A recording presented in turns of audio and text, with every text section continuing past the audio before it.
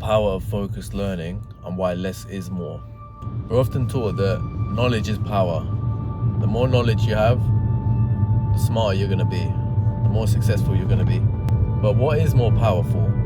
Self-reflection. And self-reflection actually comes from less. You can't self-reflect after reading whole chapters of books, whole podcasts, whole courses. You actually need to take a step back and understand something. Because when you're drowning in courses, drowning in books, drowning in self-help, drowning in education, you never get a time to step back and reflect. You're not actually thinking deeply. It's quantity over quality. Like for me, I've read 20 self-help books over the last few years, ever since I got onto self-improvement officially and started trying to change my life around. I've probably read about 20 self-help books, but which ones actually stick in my head? I took notes on all of them, so it's not about taking the notes.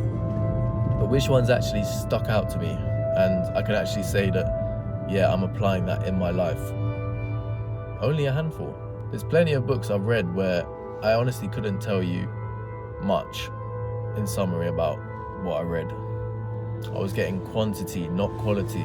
There's books which I've taken in and self-reflected on and can really take vital information from. You know, the 48 Laws of Power, Atomic Habits, Can't Hurt Me, David Goggins, probably a few more.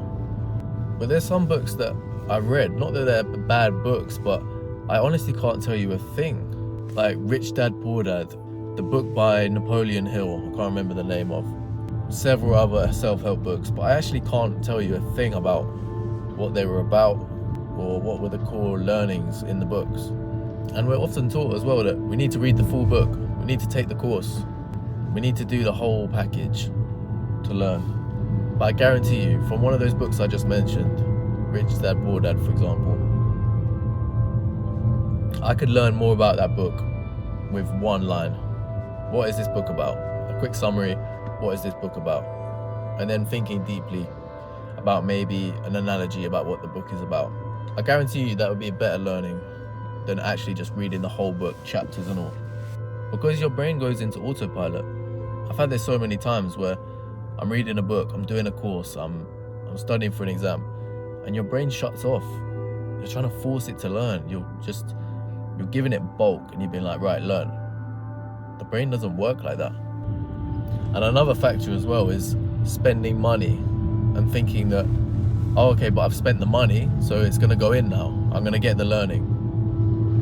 You know, how many times does this happen with courses or, you know, buying the book and thinking, okay, well, I bought the book, so it's got to rub off me, right? And that's almost the self-improvement trap. Well, if I spend money, I'll be accountable. And because I'm accountable, I'll do the work. It reminds me of a trading course that I did a few years ago when I was getting into trading. And I was kind of manipulated by the group I was with into going, well, if you're serious about your future, if you're really serious, you need to take a course. And deep down, I was actually believing this. I was thinking, okay, well, yeah, if I actually want to learn the real methods that these guys who really trade Forex, I'm going to need to do a course and learn their secrets. But it's all bullshit because it taps into the psychology of, oh, yeah, I'm serious. Yeah, I want to do a course. Yeah, look, guys, I'm serious. Teach me your secrets. And it's how we believe the lie as well. We want to be spoon-fed deep down. We want people to do the work for us. Okay, yeah, you make the course. I'll buy it off you, and then it will just sink in, right? It will just go in. I'll buy that book. Yeah, I'll buy it, and then if I read it, I can be on autopilot, but it goes in. Like, courses are basically for lazy people. That's a bit controversial, but it's because it's been spoon-fed. It's been all collated into a nice little document for you that you can study and read and then go, okay, yeah, I'm learning this. It's almost like certifications as well. And obviously you need certifications. Obviously you need education in the system. You need all of this stuff. Of course you do. But you cannot tell me that university fees are worth the money that you pay for them. They're just packaged in a way that people go, oh, okay, well, I'm going to go to university. I'm going to get this certification, I'm going to get this qualification at the end of the day. That's what my years will go towards. That's what my money will go towards. It's all packaged up in a way that people buy it. That's not real learning though. Real learning it starts with you. Are you ready to learn? Is your brain ready to learn? Is your mind open?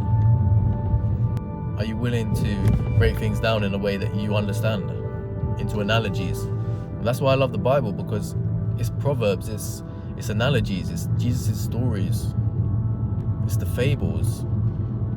It's probably why I love the 48 Laws of Power so much, because it's got the little stories on the side, the little fables with animals, basic stuff. But you take the real lesson, you learn the real lesson through stories. So my advice would be lean, be purposeful. Don't just spend that money on the course or the book and think that it's all going to go in. Self-reflect, actually try and learn something for yourself. Find the way you learn and use that. Understand things, ask questions. Something I've been doing recently is when I'm learning on ChatGPT, I'm going through big paragraphs. I write down a question and then I write another question and another question, and then I've written down 10 separate questions for the whole thing I'm reading, and then I paste it back. And it's like tailored learning, because you're asking questions. You've got about 10 questions and you're trying to learn something. And there's no such thing as a stupid question. You can break things down into level 1, level 2, level 3, depending on your understanding. Don't collect, contemplate. Take the essence of what is important.